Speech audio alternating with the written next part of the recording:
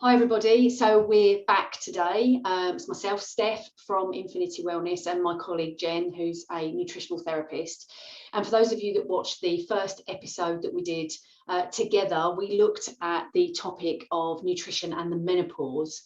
And in that conversation, we started to just lean in just slightly into some of the thoughts that we were having and some of the conversation we had around good mental health, or actually challenging situations with mental health and the menopause and the links between that too. So we've looked first at the kind of nutritional facts and some of the things that we can talk about there to support you, the audience that are watching this, things for you to consider. And now we're leaning more into the kind of psychological side of the menopause. So it's so good, Jen, to have you back again, and really good to share this space with you. So thank you. Thank you for having me. Yeah, good. So, I mean, let's kick off. I mean, what's your kind of general, let's say you and I, two friends having a coffee down the coffee shop, and I say to you, do you know what, Jen, I'm really struggling at the moment. My, I don't know, my mental health is just not great. And I know that it's something to do with the menopause and the fact that I'm perimenopausal. You know, how would you respond to that? What would you tell me? Yeah, I mean, I would start by saying it's a topic that people don't really associate with the menopause. People are so focused on the menopause about the physical side of things, about, I don't know, weight gain, the hot flushes, all of those things that are commonly spoken about. But lots of people don't realize what a fundamental impact it can have on our emotional well-being. Yeah. And if we think a hormone is just this little chemical in our body that passes messages along in the body. So if we've got a good amount of the hormones going around, lots of these chemical messages will really shoot around the body to really relay messages really effectively and really efficiently. But actually, when we become perimenopausal and these hormone levels naturally start to drop down, it means these messages become very sluggish in how they're relayed throughout the body. And that can really commonly mean that people can feel really anxious, can actually start to feel really quite low, really depressed, but there not be a particular reason why. They can't put their finger on what's causing it. And massively, it can impact people's sleep, because you try to go to sleep, you can't, then you're anxious in the middle of the night, which then really then all feeds into feeling even worse the next day. So if we were having our cup of coffee, I would actually say to you, one of the best places to start is actually to talk about what's going on with your gut health. And I would start to talk about gut health because it has such a direct link with the production of serotonin, which is your feel-good hormone, regulating a hormone called GABA, which is the one that's responsible for controlling our feelings of fear and anxiety, but also it's where we produce lots of our melatonin, which is our sleep hormone. So if we want to be thinking about supporting these symptoms in perimenopause, we want to think about bowel movements, gut health, and what's going on with all those lovely bacteria, because it really makes a big difference in supporting the symptoms we can have. So that's so interesting, isn't it? That immediately, so we're talking about, the theme today is about, you know, as you say, emotional health, emotional good health, and the psychological factors of the menopause, but you've gone straight to gut health. Totally. With that, you know, it's so interesting, isn't it? Because we know that, you know, when we're going through the menopause, there's a lot that's going on for us. We're changing a lot, and those changes, you know, when we notice them, they can be, you know, for instance, the fact that we might be more stressed. Digestion is changing, the way that we move changes. There's just so much going on for us. But I never would have thought about gut health and psychological well-being. Absolutely, it's a relatively new area of research that they've looked at, and it's one that's called the brain-gut axis. And the brain-gut axis is the link between the brain and the gut, and research now shows if you've got an imbalance in your gut bacteria, so any of the bacteria that's living in your gut, and we've got too little of the good bacteria and an overgrowth of the negative or the opportunistic bacteria, your body will send direct signals between what's going on in the gut straight up to the brain, because we've got more neurons in the gut than we do in the spinal cord, which are all the brain cells. So if your gut is out of balance and we don't have all this lovely harmony, it's sending these messages up to your brain, but your brain interprets them as emotion. So if there's distress going on in the gut, your brain interprets them as distress, anxiety, depression. So they've done lots of research, and they show if you've got any type of IBS, so constipation, diarrhea, wind, bloating, food intolerances, anything along those lines, diets high in sugar, alcohol, stress, you're much more likely to suffer from anxiety and depression. So, and if you've got anxiety, depression, perimenopause, hormone symptoms all over the place, that then can directly start to deplete the bacteria levels in your gut. So it's a big sort of catch-22 chicken and egg situation. So work on balancing gut bacteria directly impacts the feel-good hormones in the brain, which then directly supports creating a positive environment for the good bacteria in the gut. It's just fascinating. Absolutely. It's Absolutely. fascinating, isn't it? I mean, you know, in a lot of the work that I do, I talk about, you know, from time to time, I might talk about the fact that where do we feel stress? You know, so if somebody's having an anxiety attack, there's a felt sense of that. So it's kind of got 3 layers. Where do you feel it in the body? Yeah. Maybe the easier one that a lot of people connect with is what's going on in the mind psychologically, and then how's that affecting us emotionally. Yeah. And one of the things that comes up quite a lot is the symptoms of stress and anxiety. So we know that anxiety is a symptom of stress, right? Yeah. So if we're really stressed out, then or just stressed out, it doesn't have to be really, then we could have anxiety related challenges, or it could be even a full-blown anxiety attack. And we also know that actually if the felt sense in the body, it's some problems with the stomach. So IBS, you know, a lot of people say to me, oh, I really struggle from IBS, and you're kind of, actually, I'm not sure if you do, is it actually you've got a lot of stress going on and it's a symptom of stress? So that kind of all adds up, actually, what you've got going on there. You've got this kind of cycle, haven't you, of, you know, poor gut health or challenges with gut health causing those symptoms, therefore, you know, that then bringing on anxiety attacks. But there are ways to alleviate that. Absolutely, definitely. And if you're thinking about trying to support gut health, it is absolutely about thinking about your stress response. You know, when we're stressed, when we've got so much on and we've got no self-care, and we expect our body to keep coping, your body's telling you it needs some help. You go into the fight or flight mode, which is something lots of people have heard about. And when you're in that fight or flight stress response, your body will naturally start to divert energy away from what it thinks of its non-essential systems to be in that ready to fight or run state. And the first area that your body will divert energy away from to help with the blood sugar going round is from your digestive system, which is then why people can either get constipation, they start to get diarrhea in that nervous tummy, and then that all leads to bacteria imbalance, which then creates the imbalance in our serotonin, melatonin, GABA, and all those other hormones in the brain. So I would say really think about, you know, what lifestyle factors can you bring in to support stress? What changes can you make? But from like quick nutritional point of view, first of all, make sure you're hydrated, because dehydration will really impact how well your gut levels function. You know, it really will, whether you've got constipation, diarrhea, anything else. Dehydration is awful. Try to think about reducing, if you can, levels of sugar, because sugar really do help to feed the negative bacteria. So if you're tired because you're not sleeping very well, then you're eating sugar during the day to keep you going, then that will impact your sleep. So again, that's one to think about.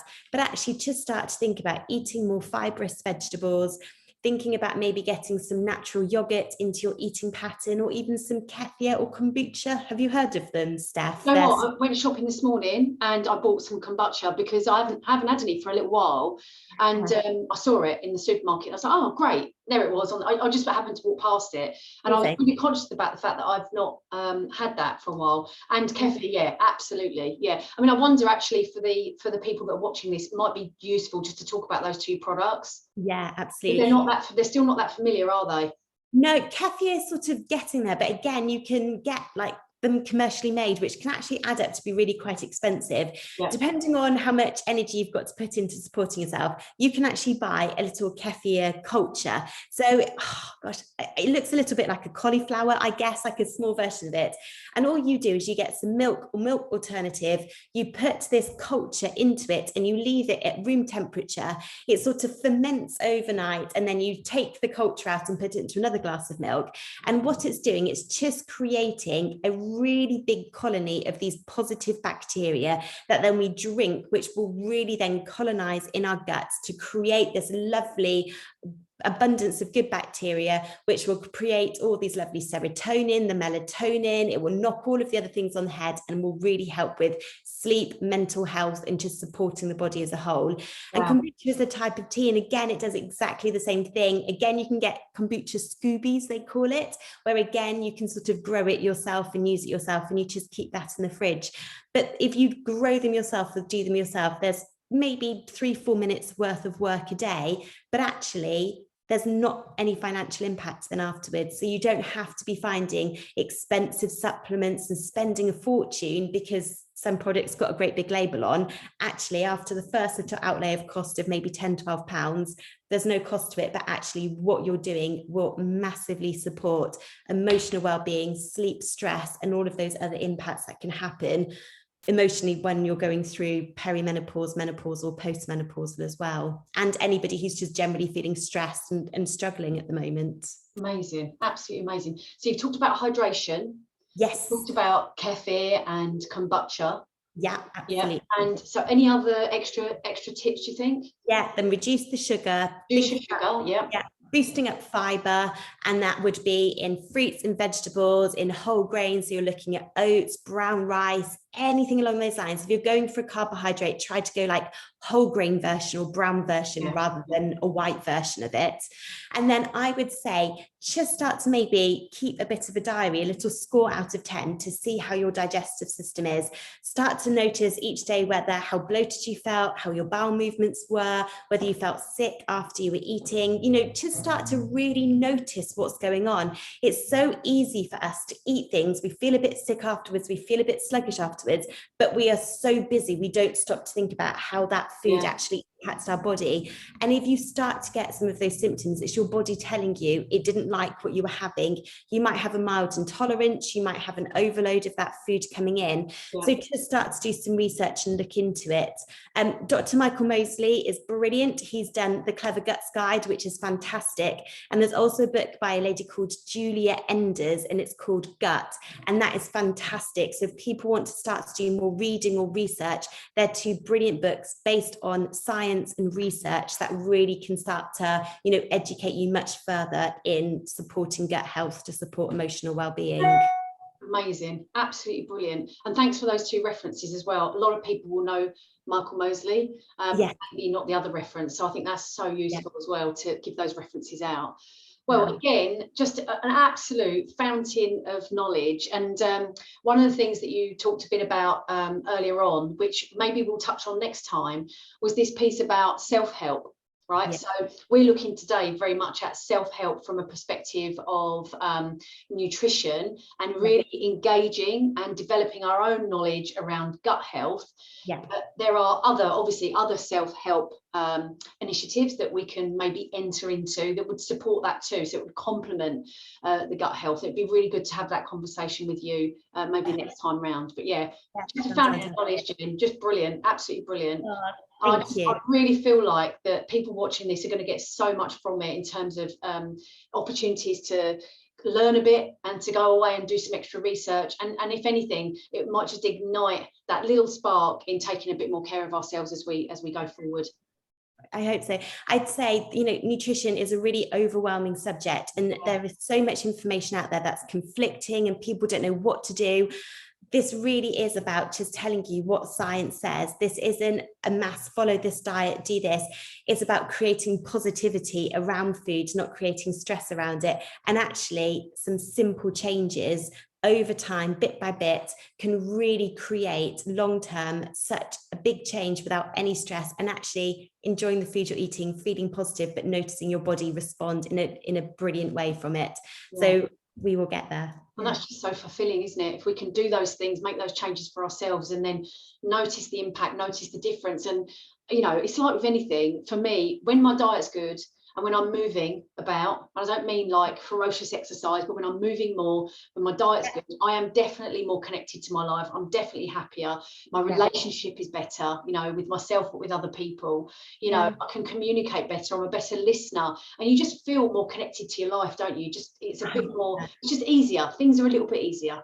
Definitely, absolutely. And people can get there without that stress, without that diet, without everything starts on Monday. I've eaten some chocolate, I've been bad. Forget all of that. So that's not what it's about. No. You don't need to feel that way, and you will really start to enjoy learning about nutrition, hopefully. Yeah, definitely. And one thing that you said last time on the last conversation we had around menopause and nutrition again, that really resonates with me, and I talk about this a lot, is that you don't have to feel like you've got to make all these changes at the same time. So Right. you know, break things down into small bite-sized manageable chunks so that you don't feel overwhelmed, because the last thing you want is, if you've already got anxiety and you're feeling that sense of overwhelm, you know, whether it's perimenopausal, menopausal, postmenopausal or not, it doesn't matter. But the worst thing that we can do is to then flood ourselves with this agenda of objectives that actually just makes us feel more overwhelmed. So, you know, break it down into those manageable chunks, make one change at a time, notice how that feels, and then go for the next thing when you feel ready. But we don't have to, like you said, we don't have to just scrap, you know, throw out all of our old ways and then start new tomorrow. It's about doing it very gently and slowly and compassionately, I think. Absolutely, absolutely. Any changes, you've got to have a huge dollop of self-love. And that's one thing lots of people miss when they think about changes. They think they've got to go hard and fast, and they've got to get to this certain set weight or goal or whatever it is, and they're not kind to themselves. And that's not what we're here to do. It really is compassionate changes, slowly but surely. And that's when you set yourself up for long-term changes for life, as opposed to a short crash diet, which was really stressful. Then you feel like you failed in some way, which leads to more anxiety, more stress, more sleepless nights, and then more impact on your hormone levels. Yeah, and you give up, don't you? You just kind of give up and think, oh, it's too much. Yeah. Well, look, you know what? Absolutely amazing to have you here again, and really good to have this discussion. Don't forget, if you're watching this, you know, you can view a short part of this on LinkedIn, but do go to YouTube, click the link through, and find these video casts. You know, get a bit more involved in the discussion. Don't forget to comment, to like, to share it, particularly share it with people that you think this might be useful for. And finally, don't forget to subscribe so that you can see the next episode that will come up straight into your notifications. Pleasure, Jen. See you again next time. Take care. Thanks, Steph. Thank you.